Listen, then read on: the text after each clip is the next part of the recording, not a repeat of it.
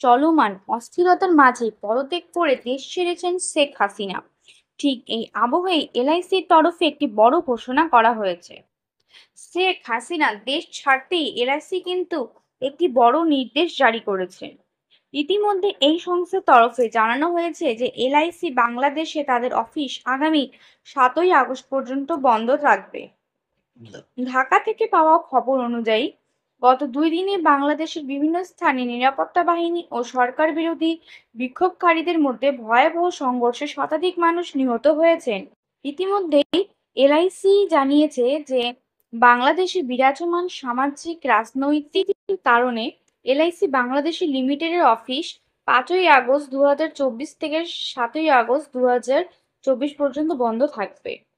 LIC জানিয়েছে যে বাংলাদেশ সরকার ৫ই আগস্ট ২০২৪ থেকে ৭ই আগস্ট ২০২৪ পর্যন্ত ৩ দিনের জন্য কারফিউ ঘোষণা করেছে।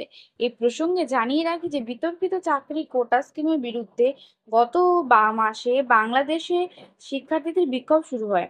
সেই বিক্ষোভ ক্রমশ সরকার বিরোধী আন্দোলনে পরিণত হয়। এদিকে সোমবার এলআইসির শেয়ার বিএসসিতে ৬.১০% পতনের সাথে ১.১১০ টাকায় বন্ধ হয়েছে। কেন এই বিক্ষোভ? প্রসঙ্গত উল্লেখ্য যে বাংলাদেশে মুক্তিযোদ্ধাদের স্বজনদের জন্য সরকারি চাকরিতে সংরক্ষণের প্রতিবাদে গত ১লা জুলাই থেকে বিক্ষোভ শুরু হয়।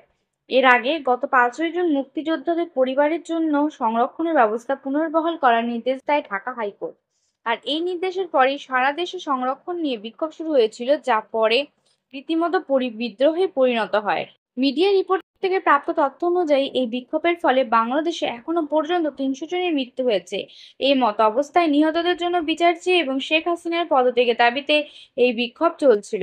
এদিকে সোমবার হাসিনা প্রধানমন্ত্রী পদ থেকে ইস্তফা দিয়ে দেশ ছেড়েছেন। জানিয়ে রাখি যে বাংলাদেশের প্রতিষ্ঠাতা শেখ মুজিবুর রহমানের কন্যা শেখ হাসিনা ২০০৯ সাল থেকে দেশ শাসন করেছেন। তিনি ৫ বার ওই দেশের প্রধানমন্ত্রী হয়েছেন।